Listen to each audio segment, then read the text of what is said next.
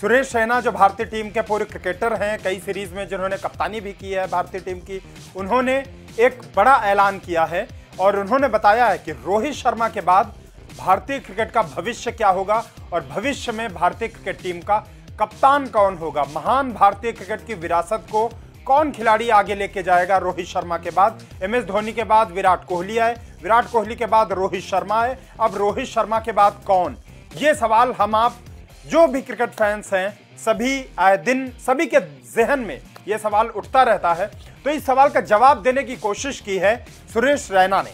उन्होंने एक खिलाड़ी का नाम लिया है और बताया है कि भविष्य में वो भारतीय टीम का कप्तान हो सकता है और वो खिलाड़ी हैं शुभमन गिल, जिनकी आप तस्वीर भी पीछे देख रहे हैं और लिखा हुआ है टीम इंडिया का नया कप्तान शुभमन गिल। तो सवाल है, क्या शुभमन गिल में कप्तानी की एबिलिटी है? गुजरात टाइटंस की इस वक्त वो IPL में कप्तानी कर रहे हैं।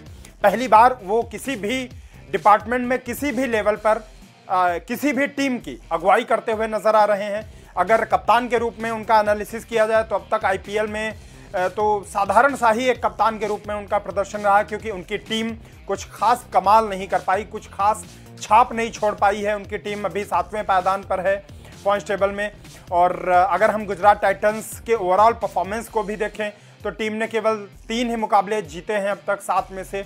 और किसी भी कप्तान का एनालिसिस उसकी टीम के आधार पर होता है और अगर टीम अच्छा प्रदर्शन करती है तो कप्तान भी वाहवाही लूटता है और अगर टीम का प्रदर्शन खराब रहता है, टीम अगर बुरे दौर से गुजर रही होती है तो इसका नुकसान भी और खामियाजा भी कप्तान को ही भुगतना पड़ता है। लिहाजा शुभमन गिल का एनालिसिस करने के लिए अभी IPL का आधा फेज ही है और उसी के आधार पर उनके कप्तानी का एनालिसिस या विश्लेषण किया जा सकता है, लेकिन यह करना उचित नहीं होगा। फिर भी अगर हम ओवरऑल शुभमन गिल की पर्सनालिटी को देखें, क्रिकेट के मैदान पर उन्हें देखें, तो वो कूल भी रहते हैं, काम रहते हैं, शांत होकर के फैसले लेते हैं। जैसा राशिद खान ने कुछ दिन पहले एक इंटरव्यू में कहा था कि शुभमन गिल में कप्तानी की पूरी एबिलिटीज़ हैं, क्षमताएं हैं। वो मैदान पर गेंदबाजों का बहुत सपोर्ट करते हैं और बहुत ही कूल रह करके कप्तानों को गेंदबाजों को गाइड करते हैं। तो इन्हीं खूबियों को देखते हुए सुरेश रैना ने एक इंटरव्यू दिया है हाल ही में, जिसमें उनसे पूछा गया कि रोहित शर्मा के बाद इंडियन कैप्टन कौन होगा टेस्ट, वनडे, T20 फॉर्मेट में, क्योंकि रोहित शर्मा 36 साल के हो चुके हैं, 37 साल के हो चुके हैं और अब वो चंद महीने या कहें चंद साल ही भारतीय क्रिकेट की सेवा और करेंगे, फिर उसके बाद उन्हें भारतीय क्रिकेट को अलविदा बोलना होगा। तो उनका उत्तराधिकारी कौन होगा? इस पर सुरेश रैना ने कहा कि शुभमन गिल मेरे लिहाज से बेस्ट ऑप्शन होंगे जो भारतीय टीम की अगुवाई कर सकते हैं, टीम इंडिया का नेतृत्व कर सकते हैं। तो शुभमन गिल ने वनडे क्रिकेट में अभी तो एक डबल सेंचुरी जमाई है, कुछ खास उन्हें इंटरनेशनल क्रिकेट का अनुभव नहीं है। 2020-21 में उन्होंने ऑस्ट्रेलिया दौरे पर पहला इंटरनेशनल मैच खेला था, टेस्ट डेब्यू किया था। हालांकि ऑस्ट्रेलिया में ही उन्होंने खुद को साबित भी किया था, बल्ले से शानदार रन भी बनाए थे, अच्छी अच्छी पारियां खेली थी। फिर उसके बाद से वो लगातार अच्छा क्रिकेट खेल रहे हैं और वनडे क्रिकेट में वो रैंकिंग में भी, अगर ODI रैंकिंग की बात की जाए तो वो टॉप पर रहते हैं, या फिर बाबर आजम से उनकी क्लोज फाइट चलती रहती है। तो बल्लेबाज के रूप में तो उन्होंने खुद को साबित किया है, लेकिन क्या शुभमन गिल अभी 23-24 साल के ही हैं? क्या 24 साल की उम्र में उन्हें भारतीय टीम का कप्तान बनाया जा सकता है? क्योंकि अभी भारतीय टीम के अगर उप कप्तान की बात करें तो रोहित शर्मा के डिप्टी टीम इंडिया में हार्दिक पांड्या हैं। कई सीरीज में हार्दिक पांड्या उप कप्तान रहे हैं। T20 वर्ल्ड कप जो वनडे वर्ल्ड कप जो पिछले साल खत्म हुआ उसमें भी हार्दिक पांड्या ने ही उप कप्तानी की थी। तो हार्दिक पांड्या के बजाय क्या शुभमन गिल पर BCCI विचार करेगी?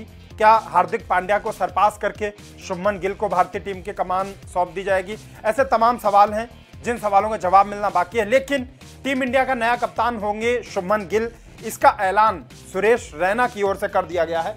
आपको बता देते हैं शुभमन गिल के स्टैट्स क्या हैं इंटरनेशनल क्रिकेट में, उनके नाम अभी कौन कौन सी उपलब्धियां हैं जिनके आधार पर हम उनको भारतीय टीम का भविष्य का कप्तान मान सकते हैं। दरअसल शुभमन गिल ने अब तक 25 टेस्ट खेले हैं और 44 वनडे खेले हैं और इसके अलावा उन्होंने 14 T20 मैच खेले हैं। टेस्ट मैचेस के अगर आंकड़ों पर नजर डालें तो उन्होंने 46 पारियों में 1492 रन बनाए हैं टेस्ट क्रिकेट में और इस दौरान उनका जो एवरेज है, बैटिंग एवरेज, वो है 35.52 का। 128 रन उनका हाईएस्ट स्कोर है और उन्होंने 6 हाफ सेंचुरी जमाई है टेस्ट क्रिकेट में और 4 सेंचुरीज शुभमन गिल के बल्ले से निकली हैं टेस्ट क्रिकेट में। वहीं अगर वनडे क्रिकेट की बात करें तो उसमें उन्होंने 44 वनडे खेले हैं और 44 पारियों में उन्होंने 2271 रन बनाए हैं और 208 रन उनका हाईएस्ट स्कोर है। डबल सेंचुरी जो उन्होंने लगाई थी एक, और एवरेज वनडे क्रिकेट का बहुत शानदार है हार्दिक पांड्या का और शुभमन गिल का। औसत है उनका 61.38 का। तो वनडे क्रिकेट में तो कोई भी उन पर सवाल नहीं उठा सकता, क्या शानदार आंकड़े हैं उनके। और इतने छोटे से करियर में एक डबल सेंचुरी भी वो जमा चुके हैं और 6 शतक हैं वनडे क्रिकेट में, एक डबल सेंचुरी है और 13 हाफ सेंचुरीज हैं शुभमन गिल की महज 44 वनडे में। ये आंकड़े अगर आप देखें तो लगता है कि 100 से ज़्यादा वनडे खेल चुके होंगे, लेकिन आप ध्यान रखिएगा सिर्फ 44 वनडे शुभमन गिल ने खेले हैं और 44 वनडे मैचों में उन्होंने 6 शतक भी ठोक दिए हैं, 13 हाफ सेंचुरी भी लगा दी हैं और एक डबल सेंचुरी भी है और करीब 62 का उनका औसत है 61.38 का।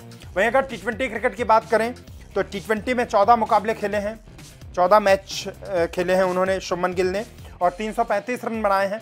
टी20 क्रिकेट में कुछ खास उनके पास उपलब्धियां नहीं हैं, केवल 126 टी20 क्रिकेट में उनका हाईएस्ट स्कोर है और वहीं अगर हम रन भी केवल 335 ही हैं 14 टी20 की पारियों में। अगर 126 रन ये हटा दिए जाएं जो एक शतक है उनका टी20 क्रिकेट में, तो उनके रन तो और भी कम है और एवरेज जो टी20 क्रिकेट में है शुभमन गिल का वो भी बहुत कम है और उनका औसत है 25.77 का।